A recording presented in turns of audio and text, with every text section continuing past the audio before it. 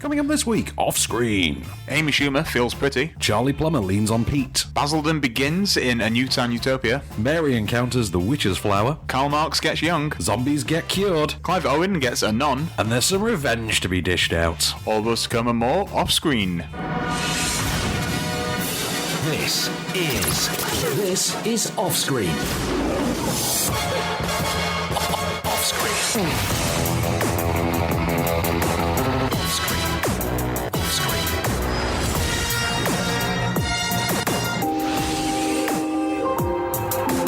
With the latest film news and reviews, this is Off-Screen, the on-screen radio show.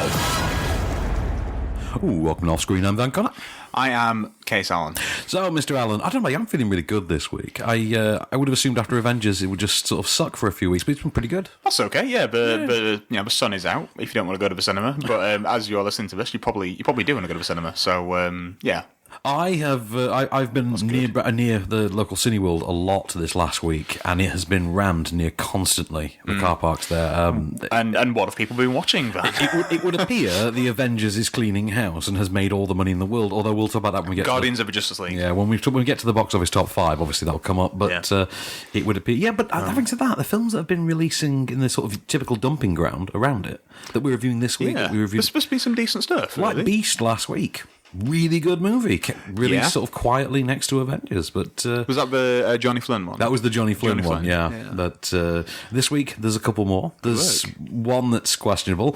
I think I know what that is. Probably. I think most people do. It's a conversation, I guess, but we can have... I mean, I've not seen it. I'm not going to see it. We will talk about I Feel Pretty later then. Yeah. So in the meanwhile, a piece of film news to start us off then. Well, I will link my film news in with the film that everyone's seeing right now, just because, I mean, we've got to talk about how much money it's made. Yeah, there is that. Yeah, so I think the biggest news story is that it is it's taken the record. Opening weekend record, for international and domestic. It's weird to me that it got both, because how universally beloved does a film have to be? And it's not even opened in China.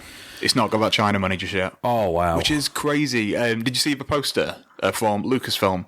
So this has become a new thing. Well, it's not even a new thing. This has been happening since like the 70s. It's now just it is a tradition when there's a new film that's got like the new opening your record, isn't it? Yeah. You're obliged. Yes, you pass the baton or the lightsaber in this case. With an actual... with like a poster. Yeah, it's an actual very cool. ad, isn't it? Is it actually taken out as like a variety ad or something like that? I think so, yeah, being a weekly variety or something like that. One of those, yeah. Yeah, and it says from a galaxy far, far away to Earth's mightiest heroes. Congratulations from like Kathy and team or whatever from Lucasfilm. Which is very, very, very sweet. But it is internationally. It's. I mean, how long has it been out? Didn't it? How many days is this? 5, 6? Something like that. But it made just shy of Justice League's entire total. Oh no! In its opening weekend. It made over. Did it make over in the end? Oh wow! But currently, it is just over 700, I believe, 700 million. I mean, it's a very obvious, easy 1 billion passer. This one. It's 1 billion by probably Friday. Exactly. It's huge. I'll be honest. Yeah. I've been back and seen it twice since the press show. I've just seen it twice. So you've seen it 3 times? I've seen it 3 times now. It hasn't lost any of the impact, strangely, for me. It's held up to those viewings. Those spoiler bits still are shocking. Yeah, the ebbs and flows it takes do still hold up. Yeah. But anyway, so I'm sure when we get to the box office top 5, someone will be tweeting to the affirmative. I'm pretty sure it'll be the affirmative. I don't know. I want to find someone that's really disliked it. I've not found anyone yet. We shall see. Even DC fanboy 52, which is a Twitter handle I've just made up, was a big fan. I bet you that Twitter handle actually exists. Sure it is. Totally know it's taken. Yeah. Down with Marvel. Right, so before we get to the first review this week, then let's plug Podcast Edition. Yeah. Acast, iTunes, Deezer. Pick your podcast platform preference. It's on there. There's more fun. There's more news. There's a moment of Cage. We love a good moment of Cage. We love it so much we go out on a moment of Cage. So yeah, get on there and download the extended version of this. In the meanwhile, you can also win. We're running competitions at the moment for DVD copies of Bombshell, the Hedy Lamarr story, which is a documentary I absolutely loved about 2 or 3 months ago. Get on to onscreenfilm.com, go in the competition section, it is in there. And on that note, do you want to talk about Lean on Pete then, sir? I do. So all I really know about this is on the poster there's a kid with a horse. Yes. What else do I know? Steve Buscemi's in it. That's cool. Okay. Charlie Plummer? Is that his Charlie name? Plummer, indeed, yes. Charlie Plummer, who is not related to Christopher Plummer, but did play his grandson in All the Money in the World. Oh, because Christopher Plummer replaced expletive deletive. Redacted, yes. Yeah, redacted in that film. Exactly. Yeah. Right. So this is the latest from director Andrew Haigh. So it is a British film, but it's set and takes place in the United States. So it follows Charlie Plummer as he actually is named Charlie. He's raised by his father, Travis Fimmel from Vikings. Right. Yeah, you know, Lothar or whatever his name is on Viking. I don't know, my mum watches it. The handsome one. The handsome lead, yeah. Yeah. Right. So, handsome lead, single dad, owes someone some money, gets himself hospitalised when he gets beaten up for it. And Charlie is left, on his own. He's barely 16, and he takes on a job working as a sort of ranch hand for Steve Buscemi, who's a sort of increasingly down on his luck horse owner. And he bonds with this horse, Lean on Pete. So that's Pete. That's Lean on is it called Pete. Lean on Pete? Lean on Pete, because he's like a racing horse. Lean on Pete when you're not strong. Well, that's the thing, because he's not strong. He's beaten down. He has no one else in the world. And when he finds out that Lean on Pete is going to be, let's just say, put out to the long, dark pasture. Going out to the great glue factory in the sky. Exactly. Charlie and Lean on Pete go on a journey across America to find Charlie's, distant aunt, who he thinks will be able to provide a home for him. This sounds adorable. Yeah, okay. It does sound adorable, doesn't it? This will destroy you. Here's a clip of him proving that he's good with horses. See that Bob? This kid's a natural. Yeah, he's a good kid. And he ain't afraid of a hard day's work like some of these other kids. Come on, Pete, it's all right. Just relax your arm. You're walking. I know, you're just excited. You did real good. Come on, Pete. You got it. Buscemi's in very earthy indie mode here, and great supporting turn there. He's out of the story for obviously the bulk of the sort of road part, because then his involvement in it kind of comes to a close. There's a really great supporting cast, but to be fair, a supporting cast can only really be as good as the one person at the centre of them, and that's Charlie Plummer. And I really liked Charlie Plummer. I think it was about 3 years ago in a movie called King Jack. Do you remember that? Is that an Australian film, was it? I think it was American, but it was a real American heartland indie film. I vaguely remember that title. You'll vaguely remember the poster. When you see the poster, it's one of those that you go, because it's just Charlie Plummer riding a bicycle on the poster. And I think it came out around the same time as Kings of Summer. So there was a bit of an overlap there for people. But he was really extraordinary in that. And then very recently, obviously, he turned up in All the Money in the World, and he wasn't particularly memorable in that. But here, he's back on King Jack form, and he's got this River Phoenix-like quality to him.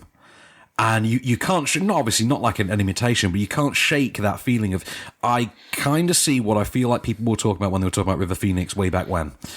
And you can just before. Yeah, just before he really exploded, and he was that, that great, that great talent threatening to emerge and burst out into the scene. I see that in him, and this is yet another great showcase for it. Also, to go with your theory that all members of the cast of Sahara should get an Oscar someday, I'm just putting it out there. Steve Zahn has a supporting role in this that in a perfect world would have bagged him a Best Supporting Oscar nomination. I will openly campaign for Steve Zahn to win an Oscar. Because you want every one of the trio of leads of Sahara to win. Exactly, yeah, the Sahara trifecta. Exactly, absolutely. I'm going to try to think of a catchier title. But no, written and directed by Andrew Haigh. What else did he do? 45 Years? Which I know he did Weekend. What was Weekend? I can't remember that as well. 45 Years was the Charlotte Rampling. The Charlotte Rampling. Was that Michael? Tom Courtney? It was Tom Courtney, I believe. Yes. Okay. Yeah, 45 years. That was yes. good. Yeah.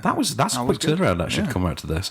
But yeah, really, really, really great eye there. Fantastic visuals, because a lot of it is outdoor. He's from North Yorkshire as well. Good film. That's not far from our homestead. Then. Really great landscape, immersive world visuals by, and I want to get this name right because you love this. Magnus Nordenhoff Jonk. It'd be Yonk. Magnus. With a soft J. Yeah, with a soft J. Jonk. Yeah, okay. Yonk. I apologise, Yonk. I'm really, really sorry. But your visuals are terrific, so take that as the ultimate way of apology. Yonk if you're yawny. Okay. No, stop it. You stop it right now. But yeah. You're bad and you should feel bad. I want to say this about this film. This will take you through the absolute emotional ringer. It really will. It will absolutely squeeze every feel you have out of you. I saw this the same day I saw Avengers Infinity War. You can imagine how drained I was by the end of the day. But it is absolutely tremendous. It is a really powerful boy and his horse drama. Lena Pate doesn't say, I don't want to go or something. Or... It doesn't say anything like that. There's no David Tennant moment here. There's no David Tennant moment to be found. There's some absolutely heart-wrenching moments in the film, and it's all just feathered along with this just incredible performance by Charlie Plummer, who I really hope I see him in more things. I really do. I hope he genuinely is the next River Phoenix. And we actually get to see him through to adulthood this time. That would be great. Yeah, because didn't really end according to plan last time. No, it didn't. And I do feel like, given how Joaquin turned out, we think obviously that family had some tremendous talent in it.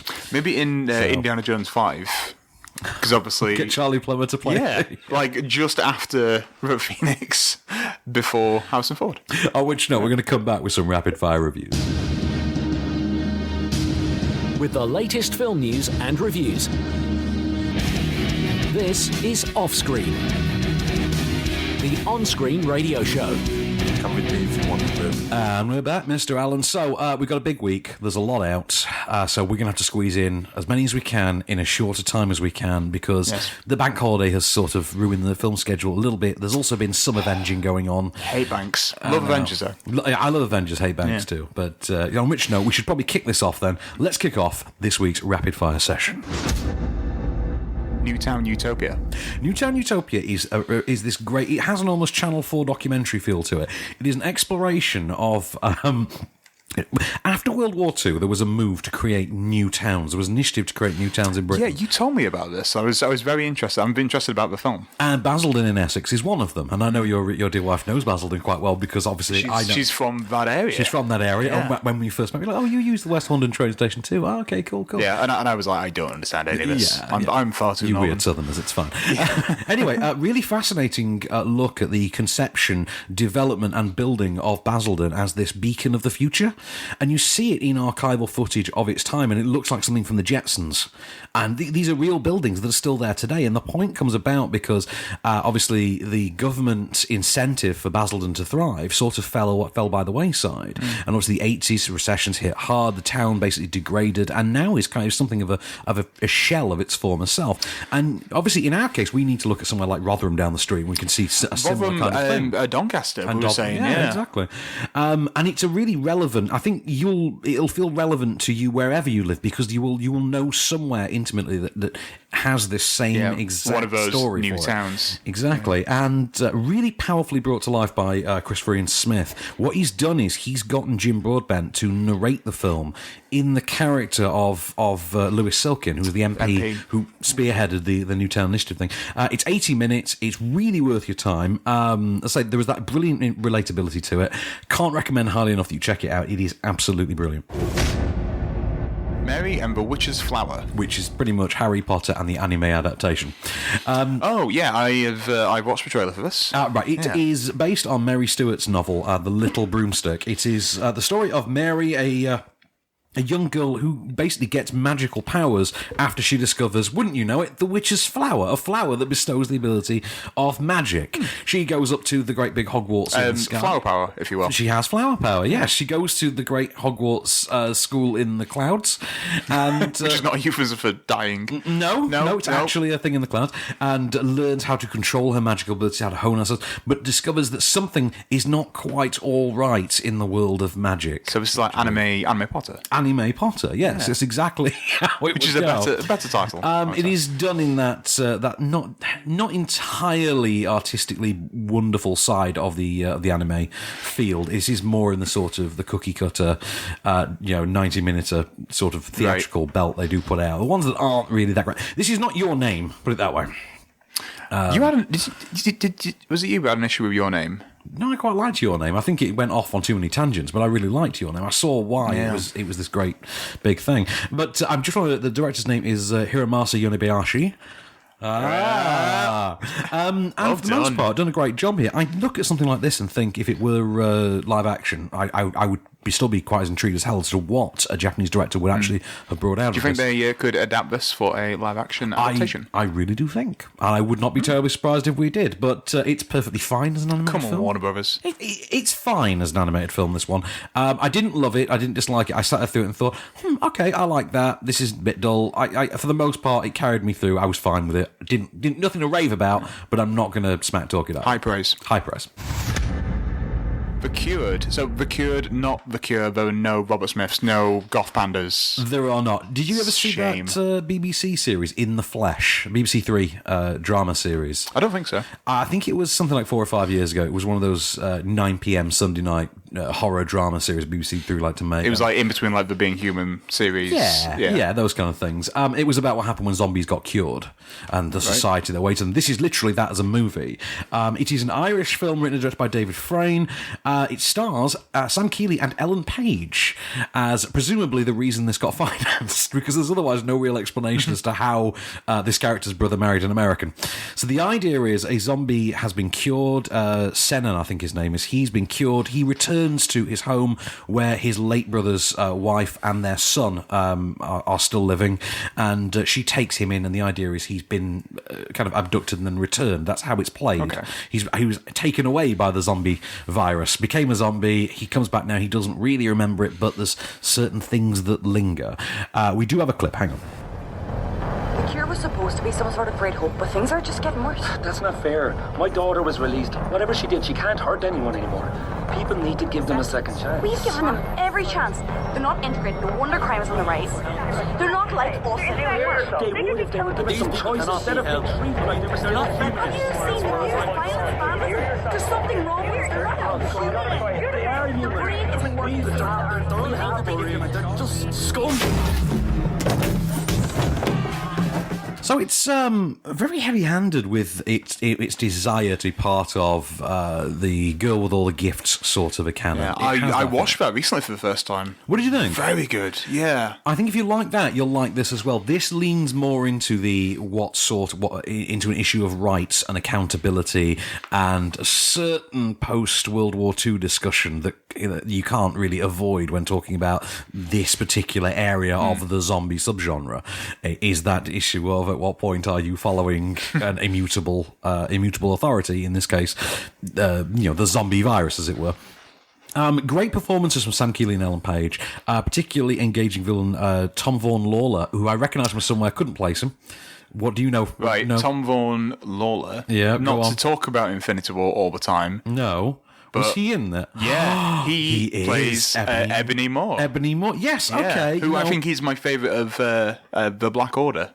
Right, okay. Paula Malcolmson's in this as well, by the way, from Sons of Anarchy. You know when they go to Ireland? Oh, yeah. JT's other wife, as it were. Yep. Yeah, she's in there as well. And she's got the Glenn Close role in this one to stick with the girl with all the gifts. She's got the Glenn Close kind of a role. She's the scientist. Yeah. Really, really intriguing horror. I mean, because I didn't expect an awful lot of it, because when you say, independent, but low budget independent film, oh, by the way, it's zombies, you think, oh, great, okay, because, we don't see too many of these. This actually, I do think, really had something going for it. There's genuine appeal to it. Good. I would put it next to Go With All the Gifts on the quality scale. But do you know why Glenn Close agreed to do Go With All the Gifts? I don't. Her sister absolutely loves horror films and especially zombie films. So Glenn Close was like, yeah, I'll do that because my sister loves zombie films. That's such a sweet story. That is nice, isn't it? That really is. The Young Karl Marx. Oh, what did you just say? The French. What's the French pronunciation? Le Jeune Karl. Le Jeune Karl Marx. Damn it, now I have to pay money. Yes. Okay, so this is the latest from Raoul Peck, who, you remember last year, I'm Not Your Negro? Oh, yeah. He directed that. That was amazing. Such a good film. Okay, here we're going with a fictional, but we're going with the fictionalized retelling. This is not so much Karl Marx's biopic, so much as the story of a couple of years in the life of Karl Marx, particularly his relationship with Jenny von Westphalen, and she's played by Vicky Creeps from Phantom Thread. He's played by August Deal in what's one of those absolutely Vincent Gallo-like, transformative, completely lose yourself to the Benicio levels of how insane this is performance. The Benicio levels, I like that. The Benicio levels on the Benicio on the Great Del Toro spectrum, as we know. This really goes for. So I was about to make another Go really on. terrible joke. What do you got? It goes from Sicario to Sicario 10. That's it. That's the Benicio spectrum. We've got it forever. Okay, sorry. Now that we're back. Really well staged, lavishly shot, very not so much. Not so much intimate as kind of respectfully withdrawn. As a film, it doesn't frame Marx up to be anything near the hero that you expect it would. Having said that, it neither vilifies him, neither. It does sort of depict him as this outlier to his own movement, as it were. The idea of Marxism is effectively a rebellion against everything else. I really went for it. I thought the central performance was absolutely mesmerising. I could not take my eyes off August Deal. I think he's really terrific. But also Vicky, I'm going to find out how to pronounce her surname. But I'm pretty sure it's Creeps. I think it is Creeps. So she's from Phantom Thread. Yeah. Vicky Creeps. Great in that. She's still got that same appeal here. She still absolutely owns the frame. Still got it. But yeah, absolutely terrific film. Can't recommend it highly enough. Revenge. I thought you were going to go with Rwenge. Who is it? Because it's Blackadder. The perfect side dish for revenge. This is very much. This is, I think, it's an Australian film. I want to say Australian. Oh no, it's French. It looks like close enough. Close enough. Yeah, totally. You know, they're right next to each other. It's basically a hop, skip, and a jump. You know, that usual American tourist in Europe kind of logic. No, this stars. This stars, I'm going to have to say her name, Matilda Lutz. I'm just going with Matilda Lutz. She has a lot of middle names. Matilda Lutz is an American socialite who is vacationing in Europe and hooks up with the rich playboy type, gets taken to a remote villa, for a couple of weeks romantic getaway before his friends show up for their annual hunting trip. However, the friends show up early. Do they hunt her?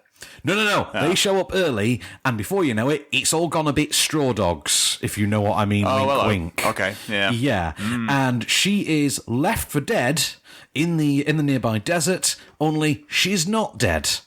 So can you imagine what she might conceivably do next? I think she's going to take revenge. Yeah, exactly. It's not just a clever title. Written and directed by Coralie Fajit. Really great performance from Matilda Lutz. Really classic, almost Wes Craven-like sort of appeal here. You look mesmerised by something yourself on the screen. I'm not. You're not. Not at all. Not at all. Okay. This has a lot of that. I see you've got a picture of Matilda Lutz there. Okay. It's window shopping. It's fine.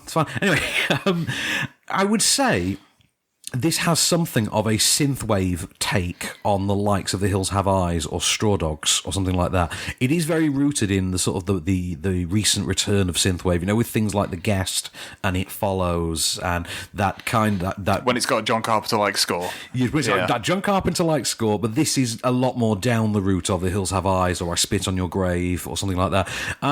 There's nothing wholeheartedly original about it that's going to make it stand out within its own genre. No. And other than saying it's the synthwave, I Spit on Your Grave. Yeah.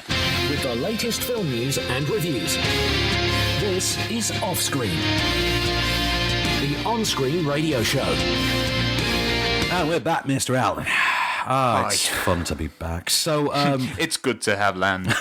Indeed. I shall survey my kingdom, the breadth of my kingdom. And on which note, shall we do the box office top 5? Shall we belt that out for this week? Yeah, all right. Number 5. # not my Peter Rabbit.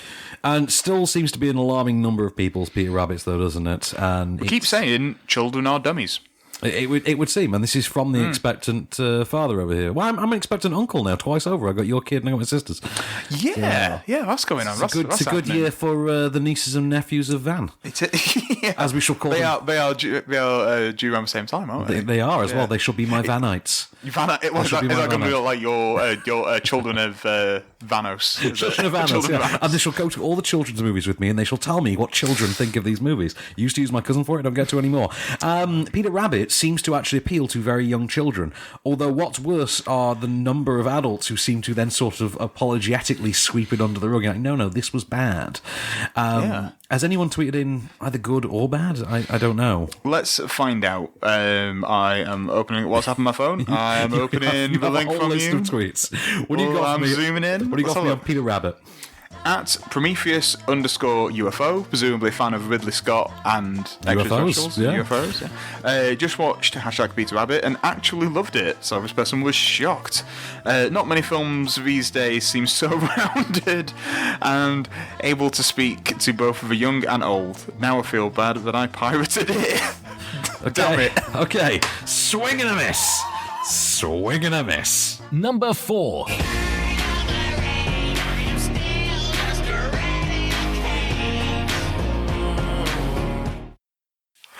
I'm sorry, we are still laughing about that. Because I don't read these tweets until we do the show, yeah. They're fresh to you, I know. And obviously I've done them at least a day before, so I've forgotten them as well. That's brilliant. So number 4. What's number 4, Alan? I don't care. Rampage. I loved it, you loved it. Yeah, it's great. Dwayne Johnson and his monkey. What more do you need for a great movie? Dwayne Johnson and his monkey. I just had a whale of a time with it. It appealed to the Pacific Rim fan in me. It appealed to the The Rock should just do every family tentpole movie forevermore now. Wearing that tan combo. Exactly. That same the camo shirt. Yeah, exactly. I had a lot of fun with it. I think the villains were a little bit too cartoonish for the piece, and they sort of slammed the tone a little. But other than that, I thought it really had everything exactly where it needed to be. I like this Brad Payton guy. Yeah, exactly. It had the San Andreas return sort of appeal, didn't it? Yeah. Really liked it. So, does Twitter agree or disagree? Do you know what? Neither. This is a fantastic tweet. Okay, go on. These might be some of the best tweets I've ever seen. Okay, go on. At Ike_reviews, so some other kind of film review site. Okay, so maybe it's just a guy named Ike who does some reviews. I'm guessing so. Yeah, clever name. Maybe it could be David Ike's new side gig. It might be, yeah. Lizard people? So it says, #Rampage movie is based off an arcade game of the same name. That is the full tweet. That's absolutely brilliant. Number 3. A Quiet Place. No, you really liked this as well, I believe. I love this, yeah. Big fan of John Krasinski, the director. Didn't even know that was an option. I'm a big fan of Jim Halpert right now. I don't know if you've ever heard of the US Office. They made an American version? They made an American one. It apparently went on for an entire 9 seasons that I've only just started to watch. How far in are you now, by the way? Season 5. I'm just going to ask you every week that this is I started like 2 weeks ago. I'm partway through season 5. So I think that tells you all you need to know. Oh, man, I loved The Office. Anyway, big fan of Jim Halpert's real-life alter ego, John Krasinski, in his professional alter ego as John Krasinski, the director. I also like him in his co-starring / maternal dynamic with... You're really struggling marital dynamic with Emily Blunt. I think they're terrific in it. Yeah. So... You got there. I got to the end of the sentence. I'm sorry. I was trying to not break that sentence. It's like you have like a word quota to hit every day, and you're like, I'm just going to fit in more words. We know back in the old days when you used to get paid by the word to write a review. It used to be like 2p a word, and you used to write a film review. And then I saw them and there. Yeah. So you would explain every in-joke in a movie because obviously they made your review longer. And but anyway, they're great in it. Emily Blunt, John Krasinski, they are absolutely terrific in it. The 2 kids are fantastic as well. Oh, yeah, I forgot their names. Boy from Wonder. Yeah, who I think I singled out recently for being awesome across the board in a couple of things. I forget his name. Girl who is in... Todd Haynes who's in Wonderstruck. Wonderstruck. So and Wonderstruck. Yeah, there we are. But not Wonder Woman. No, so there'll be another kid who presumably just starred in Struck. Anyway, does anyone tweet about A Quiet Place? Yes. And please tell me it doesn't involve farting behind the waterfall again, because yes, we get it. It had to go there. It's fine. At Brit Antonio 1 says, at Quiet Place movie is a pure masterpiece and an entire experience like no other. Still both my heart and my sanity. Thank you, at John Krasinski, Blackheart. Nice. Number 2. GLAPPP S. GL Triple PS. Oh yeah, that's what I was saying. GL Triple PS, yo. It's a Guernsey movie, as I think it's called on Twitter, Guernsey or the Guernsey thing. Literary and Potato Peel Pie Society. I'm happy that Glenn Powell's getting work. I love Glenn Powell. I am. I need more Glenn Powell in my life. And yeah. I would love him to be Adam Warlock. Oh, that would be good. If I had to cast anyone right now, it would be Glenn Powell. Yeah, or Nova, Nova from... Oh, yeah. Oh, I forget his name. Yeah, I think it would work. Anyway, but no, I liked Guernsey for what it was, but unfortunately... Richard Rider. Yes, thank you. I liked Guernsey for what it was when it was sticking to being a pot-boiling romantic drama, and it really works at that. And Lily James. I almost said Lily. It was Lily Allen. I almost said Lily Allen. Was I going Lily Collins? There's too many lilies. Too many lilies. There's too many lilies, and that's not. And there are other lilies out there. You know, I'm not even thinking about Lily Tomlin at this stage. Evangeline. No, it's a stretch. We're stretching now. But yes, Lily James and Michael Huisman, I believe his name is. Michael Huisman. Huisman. I think so. I think Huisman. Great chemistry. Yeah. The problem is Dario Harris from Game of Thrones. Yes, he is. The problem is when the film ignores their chemistry and goes back to its sort of investigative drama element, it all falls apart. Yeah. It all falls apart. Yeah. Oh, sorry, has anyone tweeted about it? I should ask. I almost ended then. I was about to say, someone tweeted. At Chris Fawkes, or Christopher M. Fawkes. Okay. Yeah. Guernsey Literary and Potato Peel. Guernsey movie. Yeah. It's too long. It's too long. It is. God's sake. Was just a really nice film that still resonates a couple of days after seeing it. We'll likely see it again. We'll probably not say the full title of the film again, though. Number 1.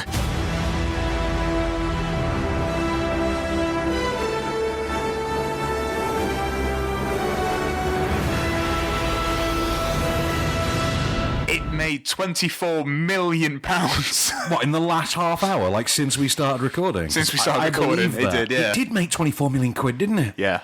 And it made, like, the next thing on the list made something like 900 grand, didn't it?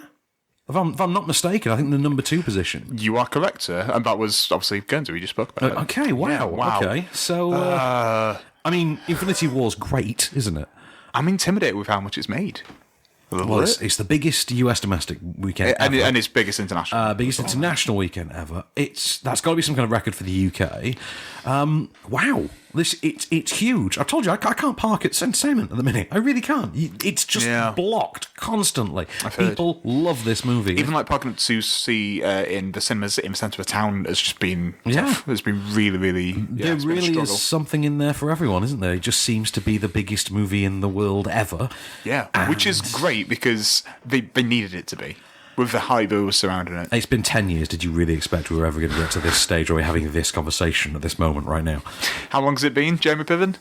10 years! 10 years, man! 10 years! I thought it really well acted. I thought the reason it largely works is because its villain is a genuine character and has a brilliant performance powering it. It's got an ensemble that everyone loves. It's threatening, can win. Yeah, it's got everything you don't expect to see in a comic book movie, and then some. I loved the hell out of it. Did someone tweet? Someone did. Let's open my phone. I thought you'd memorised it because you shut the phone down. No, I was too engrossed in our conversation. That's fair. Just opening. Okay, so at JM Rapper John R says. A single thought was resonating within me before, during, and after Avengers Infinity War. It was, I can't believe this is happening. Yeah. I mean, it opens with a I can't believe this is happening. Well, 2, really. It literally opens with a yeah. Yeah, definitely ends with 1. It starts as it means to go on, and it means to go on with a bloodthirsty conscience. I've heard the faintest little bit of backlash just with people saying, I'm not going to spoil the way that it wraps up. When everything comes back next year, when they do the follow-up, the follow-up, when they do resolve those issues, is it going to negate how? I think that's a really big concern. Like the importance. I mean, the importance of me, I don't think it finality. Does.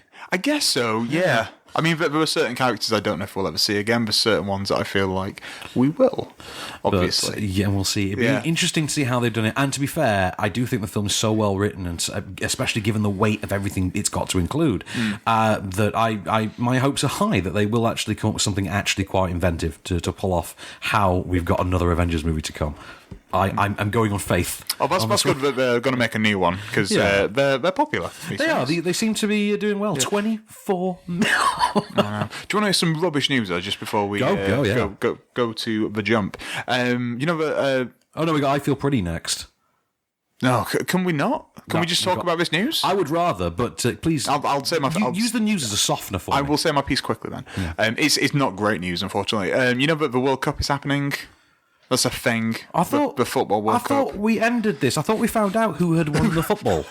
It will never end. It will never end. We will find out forever. We will never discover who wins football. Who wins the football? Right? That's one of my favourite sketches. Yeah, it's incredible. Because that's happening. What is it? June, July time? Don't tell me they're rebooting the Goal series. I mean, it's a matter of time. No, they Marvel and Disney decided to push back Ant-Man and the Wasp until August, just in the UK. Oh. This doesn't make sense for a number of reasons. Okay. Number one, how dare America get it before us? I know. Like, as a tradition, we always get I will it. Fly for that movie. Exactly, like a wasp. Yeah. Traditionally, UK don't do very well when it comes to the World Cup. No. So, like, chances are we're going to be out before, like, July anyway. Exactly, yeah. We don't want spoilers from, like, the rest of the world. It's a slap in the face. Well, it would change for us, wouldn't it? Yeah, it takes all the goodwill that I had after watching Infinity War, so you've ruined it. I don't care about your $700 million. Way to torch all that goodwill. Yeah. So right. So now we torched your goodwill. Yes. I'm going to torch your taste buds and sensibilities now with a look at the new Amy Schumer movie, I Feel Pretty. Which it's just not a sentence I look forward to anyone saying to me. Well, I think I said to you earlier. Oh, by the way, I feel pretty, and then had pause and say I wasn't just expressing how I actually felt within the moment.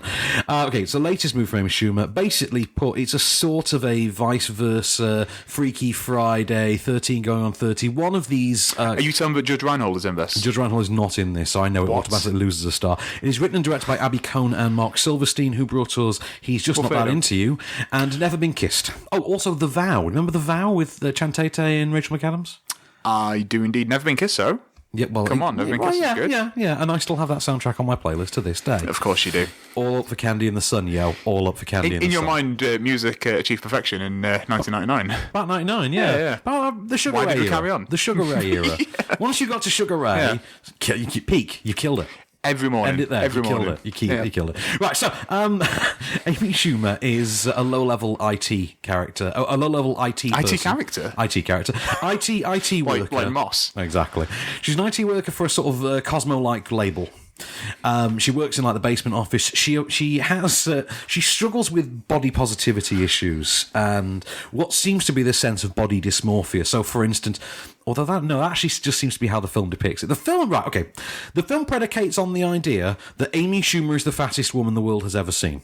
Okay, that's basically the world in which this film is set. Yes. Okay, Amy Schumer is evidently the fattest woman the world has ever seen, and how dare she walk around the streets. Right, she lets this get to her because obviously, why wouldn't you?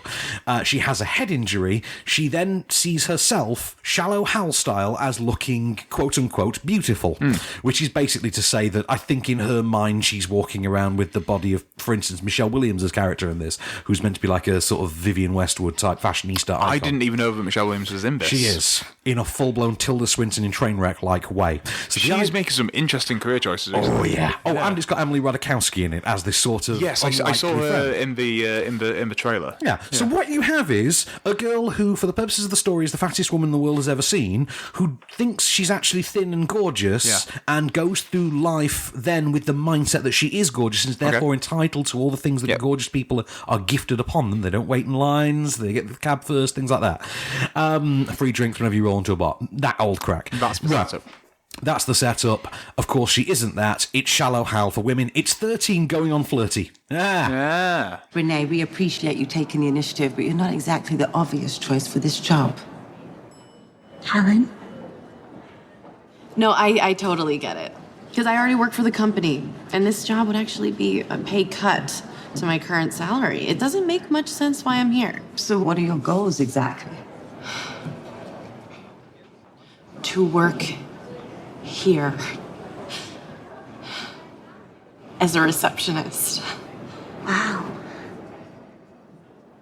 okay? Because most girls, they view this as a stepping stone to modeling or to opening their own e-commerce boutique. I hear you. And yes, modeling is an option for me. You are taking a risk. Is this girl going to walk out of this office and right onto the runway and never look back? Is that realistic for me? 1,000%. But it's not who I am. Haha, it's funny because she's not as thin as she thinks she is. Yeah. Right, I struggled very much with the what the actual morality, what the point behind the film actually is meant to be. Now, taken at face value, it is the idea of, we should all challenge body positivity issues.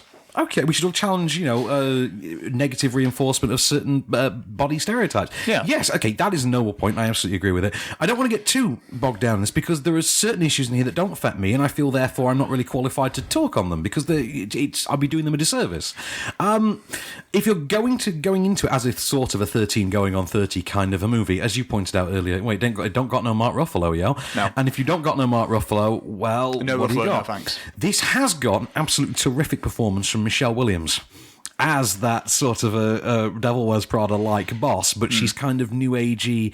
And if you've been watching Modern Family lately, Mira Sorvino has been playing this character. She sounded like a young Diane Wiest. Kind of like that. Yeah, it is that kind of role. It's a little bit out there and it's a little bit conceptual, hazy, bohemian New York loft scene kind of performance. But it really does work. Amy Schumer is pretty much autopiloting through this. There's nothing really new in her repertoire here. It's not got the earnestness of her performance from Trainwreck. I don't think she'll do anything as good as that. No, and I'm really starting to see that with her lately. I mean, this feels phoned into the degree that Snatched was, for instance, where it's really base level, Game Over Man on Netflix kind of level stuff. Don't aim any higher than that. I think she really would be better off in that sort of Adam Sandler slot on Netflix. I think that really is it, rather than, because I don't think this is a film with mass audience appeal, but I do think it's something you would very easily take a chance on Netflix. And you'll get a few laughs out of it, to be fair, but nothing really profound in it. Supporting cast-wise, it's all about Michelle Williams. It's not really about Amy Schumer at all. Who plays her friends? Busy Phillips and Aidy Bryant from SNL. From SNL, and yes. I really like them both just so much more than Amy Schumer. Fascinatingly, Aidy Bryant especially, I think she's brilliant. Yeah, I liked Aidy Bryant a lot in this. Wish there was more involvement for those two characters, though. They're just like the friends. They're just the friends. And I couldn't tell you either characters' names, for instance. And it is that kind of a film, to be honest. Betty Phillips and Amy Bryant. Although, hang on, though. I mean, seriously, how awesome is Michelle Williams' Betty Boo voice? Nailed it. She really did, didn't she? Spot on. But yeah, I feel pretty... I don't feel entertained. With the latest film news and reviews, this is Offscreen, the on-screen radio show. And we're back, Mr. Allen. So, we've got one more review to do. Do you want to do a piece of news before then? Yeah, okay. What we got? We've heard about this animated Spider-Man film. Oh, is it Into the Spider-Verse? Yes, which is Sony, not Marvel. Could be Marvel, might be MCU. Depends. As Amy Pascal said, anything else. Yeah. We'll see. Yeah. It's not MCU. In the not same MCU. Way, I don't think Venom's MCU either, so no. Well, we'll wait and see. We'll see. Probably not. Or is it just a remake of Catwoman starring Tom Hardy? That's what I would much rather see there. I'm telling you, that's what Venom is. Venom is a remake of Catwoman, of the 2004 Catwoman movie. What was like her end goal, Sharon Stone's end? Was it something to do with cosmetics? So cosmetics that she had evil skin, evil skincare. I don't remember. Empire. Yeah, she had like a evil cosmetics company. It was E45, but the E stood for evil. Exactly. Okay, so Into the Spider-Verse. There's news about it. What is it? We know who the villains are going to be. Okay, excellent. Yeah. Who are the villains going to be? Kingpin's going to be in it. Excellent. Green Goblin's going to be in it. Ooh, okay. Interesting. Oh, there's some golden voice opportunities there, isn't there? Isn't there? Well, we know that Liev Schreiber is going to be in it. I hope he's Kingpin. I hope he's Kingpin. He'd be a good Kingpin, yeah. He'd be brilliant. And also the Prowler. I don't really know much about the Prowler. Apparently, the Prowler is Aaron Davis, who is Miles Morales. Oh, his uncle. Donald Glover's character from Homecoming. Yeah. Yes. Interesting, yeah. Yeah. So strange, but in this, Mahershala Ali is doing the voice. Yeah, okay, that's very interesting. Cool. And then the other piece of voice cast news, Jake Johnson were playing grown-up Peter Parker. Excellent. I'm down. I'm down. So I'm down with Nick Miller from the streets of Chicago. That's it. Yes, from New Girl. Julius Pepperwood. Yeah, if you're a New Girl fan, you're in for a treat when the new Spider-Man animated movie opens. Yeah. Okay, so last film review of the week then. I need to talk about Anon, which is one of those movies that opens on Friday the 11th in cinemas. Okay. It's one of these Sky movies. But it's also on Sky Cinema, so it's Sky Cinema's premiere for the day as well. Okay, Yeah. so just to clarify, we're outside the embargo, so we're fine for this. This opens on Friday the 11th, as do some of the movies that have come out this week, but obviously we're taking a week off next week, so we're covering some of those films as well.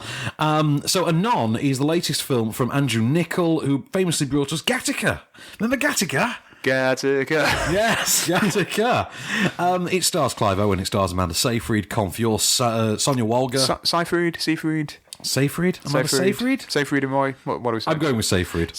But this is Amanda Seyfried in dramatic mode because she's got brown hair. Oh, So, yeah.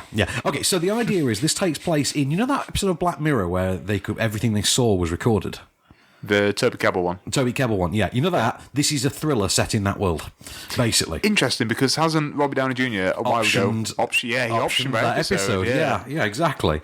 And this is basically that. This is what happens when there's someone on a killing spree, and when they try to access the footage of the recorded by the eyes of each victim, what they discover is the victim was actually seeing footage of themselves. So the victim was actually being shown footage through the killer's eyes as that killer was then killing them. And into this mix there is a mysterious hacker character known as The Girl, played by Amanda Seyfried, who's doing dramatic. I thought you were going to say played by Clive Owen. In a twist. But she's playing dramatic, so she's got brown hair. And you're saying that, like, Les Mis is not dramatic? She's got blonde hair. She had muck, so technically dark hair. That's how she's doing dramatic. It's dirt. Yeah. And the idea is she has pioneered the art of digitally removing yourself from this digital recording of the world, and Clive Owen has to go undercover and sort of form a relationship with her to try and get to the bottom of this mystery. It sounds convoluted. It is. Here's a clip. James Cray, shot between the eyes. Why don't we know who shot him? Take a look how it ends. He sees what the killer sees. Who can hack a human being? This morning, I saw a ghost. Anonymity is the enemy. We've got to find out how she does it. You're going undercover. So this opens on US Netflix on May the 4th as well, on the Thursday, which is why we know we're covered by the embargo, because we record this obviously before then. This is definitely an ambitious attempt to do something in this vein, to do something in the vein of your Black Mirror, in the vein of Person of Interest, or something like that, but as a feature film. But as we discovered a few years ago with In Time, you remember the Justin Timberlake, Amanda Seyfried one, which was very similar. What is it with her? These kind of films? I don't know. That was one where Olivia Wilde was Justin Timberlake's mum. That was the one, yes. Yeah, and John Galecki's in it because... Didn't everyone stay young to a certain point or something like that? Was that we're 27. That was it, yes. Yeah. That was a very overambitious and ultimately unsuccessful. Yeah, ultimately unsuccessful in delivering exactly the scale that it thought it could. This has the set. Yeah, this is as naff. All right. Call a spade a spade. Call a spade a spade, it's naff. Yes, this is about the same level of quality, I'm afraid. Clive Owen's fine. He's doing that downplayed Children of Men performance that he's managed to make his own, that's managed to keep him going this long. He's playing a Clive Owen type. He's playing a Clive Owen type, exactly. That should be on his business card, Clive Owen. I play Clive Owen type. Do you remember Vicky Gervais' podcast episode a while ago where Carl Pilkington's talking about a film? No. And he says Clive Warren instead of Clive Owen. Yeah. But you kind of know because he's like the only Clive going now. That's really, it, but like every time I see him always in a film, I always just think of Clive Warren instead of Clive Owen. Yeah. So, as I say, if you're going into this hoping for another Gattaca, you're not going to get it. What you are effectively going to get is the Adjustment Bureau set in that Toby Kebbell episode of Black Mirror. And frankly, that's about as even a fusion as you can expect from it. It's quite tonally a little bit uninvolving at times. The mystery aspect never quite manages to hold the suspense that it thinks it does. It does draw to something of a satisfying close, but it is by lowering the bar along the way, and I think that's quite disappointing given the scale of what's clearly being attempted here. The idea of something that's made as a low-budget, mid-budget studio effort, then released on a streaming platform in the US and released on a cable network in the UK. I think that's an impressive thing. I mean, I would like to see more of it, but if the results are going to be things like Hurricane Heist, it's an interesting notion. What was the animated one? Monster Family. Monster Family. I think the results so far are a little bit deflating, I would say. Yeah, I will watch Hurricane Heist just because it sounds ridiculous and it does live up to its title. And there's a hurricane, there's a heist. There's a hurricane, there's a heist, and it has my favourite piece of casting. Sailor films. Has my favourite piece of casting ever. Turbo Cable as the hurricane. Yes, there is that. Yeah. There's also their version of what a computer hacker is, right? Which absolutely my favourite bit of casting in a movie in the last 5 years. What is it? No, I'm not going to spoil. I'm not going to spoil parts for you. You watch the movie. I didn't realise that was a film that could be spoiled. You watch Hurricane Heist, and I'm not spoiling that little nugget for you. You enjoy their version of Theo from Die Hard. Okay, just enjoy their Theo from Die Hard. Honestly, I'm going to watch that and then watch Geostorm directly after it. I listened to the How Did This Get Made episode about Geostorm. Yes, yeah. Geostorm. Right. Okay. On which note we need to pick a film of the week. I'm going to give it to Lean on Pete. I thought Lean on Pete was an absolutely tremendous film, but I do want to single out. There's been so many great movies this week. It's been shocking they put this many out after Avengers. Yeah, but all smaller films, so it's good counter-programming. Rather than dumping, movies that they just want out of the way, they have dumped some really great things out there. So if you are wanting a distraction from the Avengers, there are plenty of things to pick from. I do recommend Town Utopia. I do think Young Karl Marx. I think Revenge is great fun.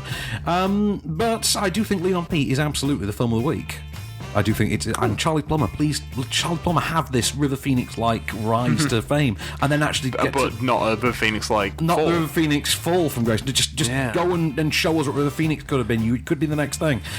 And I feel like I was going Bill Murray at the end of Scrooge there. But you'll get greedy from it. You'll want it every day. So obviously nothing from us next week. We're off. We're going back to our recharge pods and being the cocoons. The cocoons where they will implant us with new memories. Yeah, I'm gonna go see Gutenberg. Yeah, on his boat. But the week after that, which I think is the 18th of May, we'll be back to talk about the one and only Deadpool, who is returning. Oh, Deadtool, and he's returning, and it's out on a Tuesday, so you'll have seen it before we review it.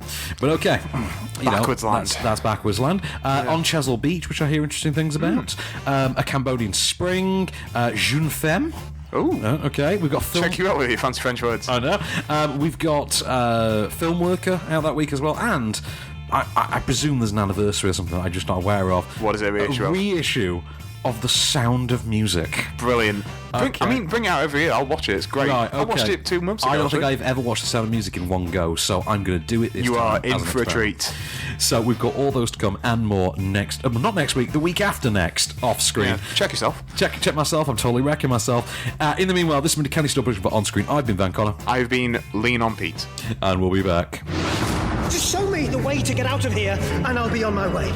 You've been listening to Off Screen. For more news and reviews, visit onscreenfilm.com. So, podcast extras, Mr. Allen. You had some news that you wanted to tell me. Oh, yeah, that was it. You know the Mulan, live-action remake of Mulan? The Mulan, yeah. The Mulan. Far Mulan, I believe. Have you heard how much this is going to cost? No, I haven't. 290 million. Whoa!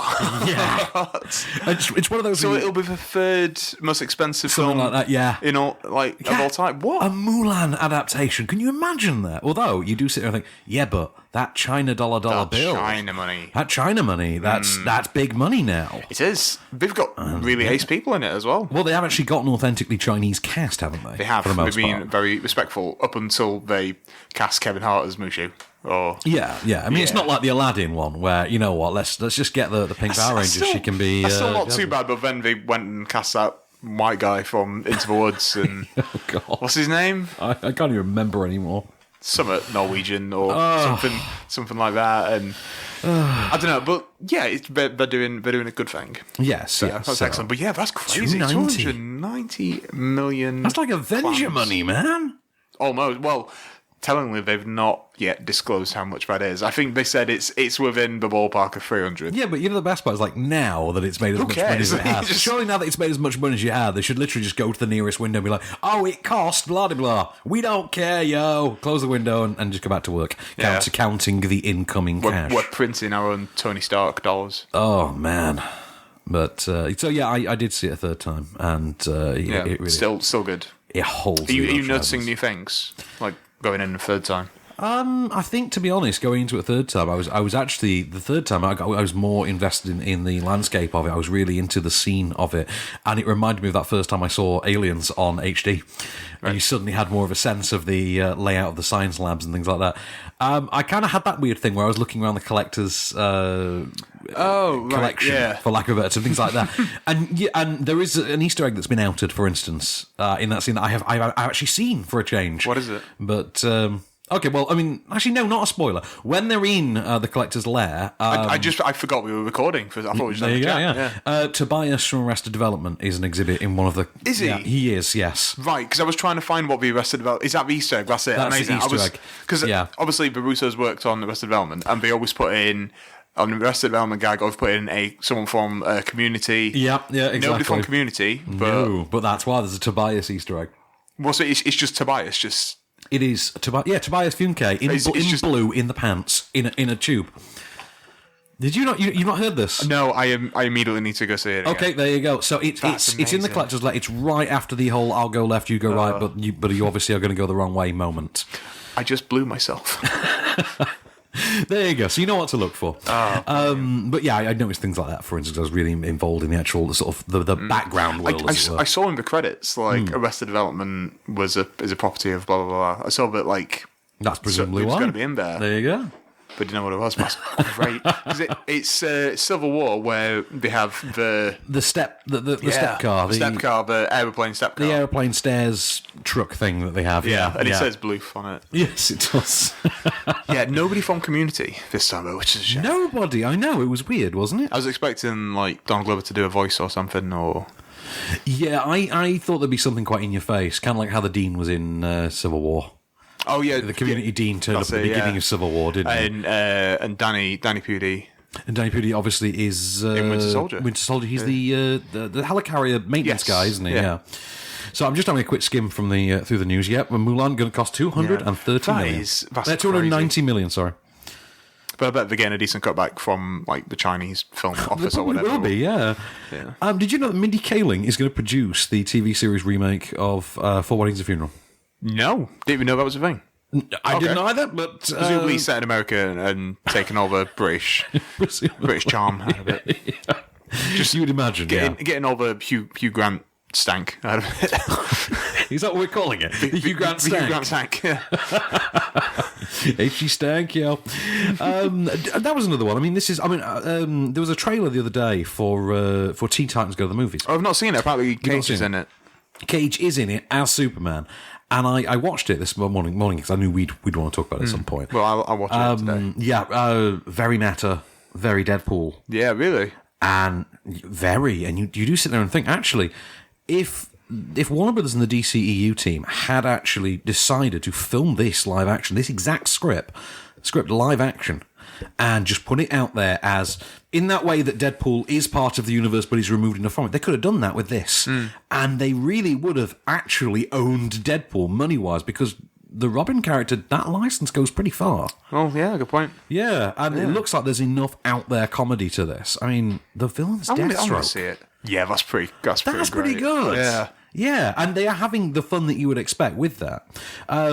Speaking of Arrested Development, have you heard it's getting remixed, that fourth season? Yeah, and also season 5 is definitely coming this year. They said very soon, so summer is going to be coming. But it's getting basically cut up and put into re-chopped into the normal Arrested Development order, because season 4 was completely different. It's going to be very interesting to watch back now, actually, because it's something I you didn't will finish watch it. I didn't finish it actually season 4, so I now will watch it all. I got like halfway through or something like that. Oh, okay. I just didn't. I didn't not enjoy the format change. No, I thought it was very jarring. So, movie I enjoyed this last year, Happy Death Day. Yes. Big fan of Happy Death Day. Me too. I heard it's getting a sequel. It is getting a sequel, and bizarrely, both the leads of the first movie are returning as well. Oh, really? So it's going to be the same characters, and it's going to happen again. I don't know how it works, because I thought for a sequel, you obviously do the same premise, you just get different people. Yeah, you usually do, don't you? You Final Destination it. Exactly, yeah. You just keep you doing it over and over. anthologize this. Because people are always going to go see those kind of films, so... I mean, I still don't get why we don't have a new Final Destination movie every Halloween, every 2 years, like clockwork. Did we talk about Truth or Dare? Did we do that? No, we didn't. I think we were off the week that it screened. Have you seen it?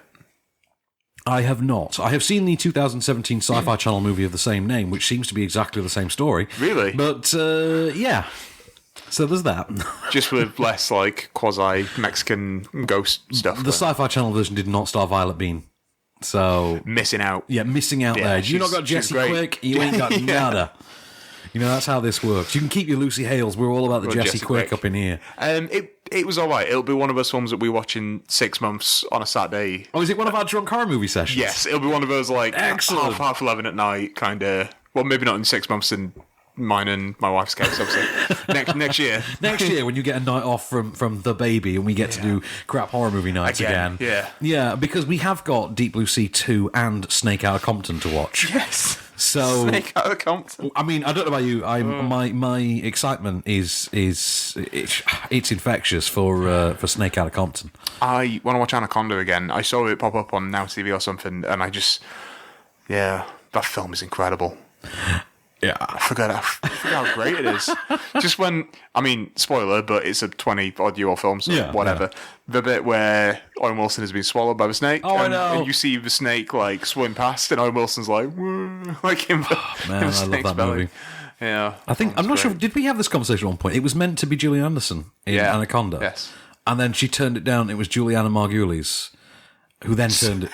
So basically, they just went through all the J's. Yeah. Till they got to J. Yeah, they really did. They went G, J. Right, yeah. So you imagine the list was alphabetic. No, actually, that wouldn't work, would it? Because Jennifer Lopez. Yeah, we've ruined this entirely. We have, yeah. But, hey, it's got Carrie Werner in jungle vests. That's always a great thing. Yeah, it's got the dad from Jumanji. Carrie Werner went on to play the sister in the Sharknado series. Lest we forget. Yeah. Yeah. When is that coming out? When is number 6 coming out? Have they titled it yet? I don't know actually, but it's end of July, isn't it? It's always my birthday. It's your birthday, isn't it? It's my birthday every year. Treat. Yeah. But I might actually get like an outdoor projector set up this year, and we'll have like a Sharknado themed. We don't know what to do for V35, do we? No. Although thank you for just coining the term V35, because now I can honestly say I didn't come up with that. It was all Kase. No, it wasn't, because you started this hashtag V insert number here. Yeah.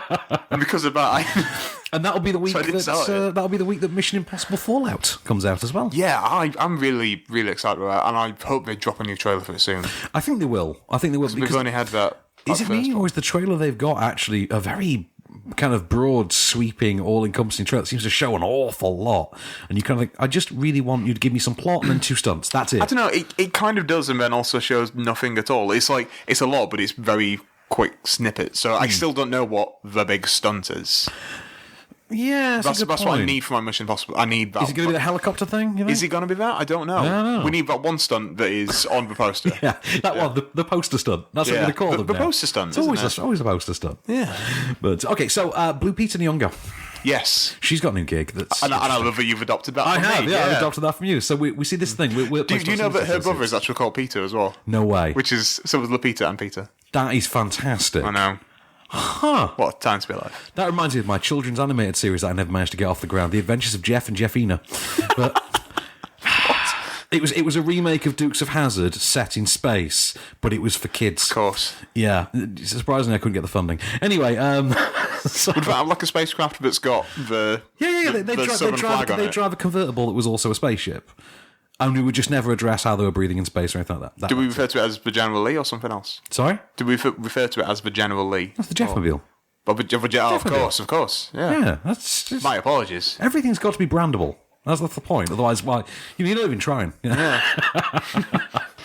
This would be my. What's the thing in New Girl? What's the book he comes out with? Julius Pepperwood. Julius Pepperwood. This is my Julius Pepperwood for children. I'm going to remake Dukes of Hazzard for children. That's what it is. So Lupita Nyong'o is going to make The Killer. Going to remake The Killer. With John Woo. With John Woo. Yeah, misdirected Woo. Misdirected Woo. which is pretty much any John Woo film. Yeah, misdirected Woo is going to be directed into a remake of The Killer. For some reason, he did direct The Killer in the first place, didn't he? Yeah, he's just doing it again. So he's doing it again. Lupita Nyong'o. Okay, why not? She's fair. amazing. So you remember The Rock for a while was attached to this Robert Ludlum franchise launcher they were going to do called the Janssen Directive. Yeah.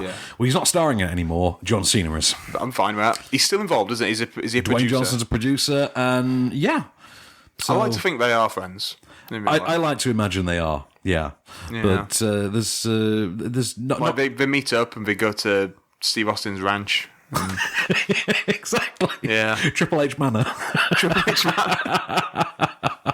Oh man, I hope he's got like a helicopter pad that's just got like 3 H's on it. I hope, right, Triple H lives on like some sort of massive ranch that he refers to as the Homestead, and it's got a big sign that says Homestead with 3 H's. I'm so in for that. That would be amazing, wouldn't it? You watch that reality show that Stone Cold Steve Austin has put together? No, I haven't. I forget what it's called, but it's basically like Ninja Warrior. And Fear Factor, but like combined. Yeah, I heard about this. And it's on his ranch, and there's a team of boys, team of girls, and like it's a big obstacle course, and we just have to like. It's like that. What's that thing on Netflix? Oh, some Ultimate Beastmaster. Yes, that's it. Yeah, it's that, but with Stone Cold Steve Austin on a ranch. It's brilliant. Didn't John Cena do one where he put them through like a military boot camp? I think so. Yeah, similar thing. The Rock did something as well, and then Ludacris is doing Fear Factor. Huh. Yeah. Ludacris is doing Fear Factor. Yeah. Ludacris Bridges. Okay. Yeah. He's been doing it for a while. I need to talk to you about Ludacris at some point, but I'm embargoed for another 3 weeks. Is Luda in a film that's not Fast and Furious or... Luda's in the film and it's embargoed and I can't talk about it. Isn't he in... No, no, stop. We can't go there. I'm not talking about that film. I'm talking about one of his other previous works from his oeuvre. That's fair. Do you think that's the first time anyone's ever said Ludacris and oeuvre in the same sentence? There's a good chance no one has ever used those two words in the same breath before. Don't think so. He's in a Gary Marshall film. Is he in like New Year's Eve? Or... Yes, he is. He's like a New Year's Eve Times Square cop. Yeah. Yeah, okay. Diversifying. That's what he's doing. Diversify your bonds. Anyway, if you never said, just watch the Wu-Tang Financial sketch from Chappelle's show. It's one of the greatest things you've ever seen, and I would absolutely invest my money there. What the hell else did I have to talk about? You've been derailed. I've been derailed. And that's weird because I'm looking at Clive Owen on the screen, who starred in the movie Derailed. So good segue. On which note, here it is, your moment of introspective, Cage. Nicolas Cage, good or bad? A challenge, certainly, but not unsolvable, because all actors have distinct values, which I use to find answers. Abed, how much Nicolas Cage did you... Enough! I watched enough to find the answers. Because this is my reality. This is how I learned to be, and my being doesn't allow for Nicolas freaking Cage, okay? Oh, yeah! Oh, yeah! Oh!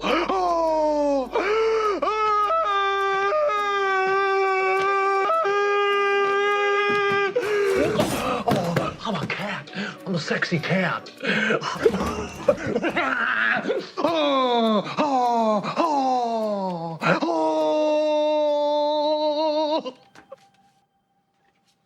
Ahmed, think of something safe like Holly Hunter or Don Cheadle.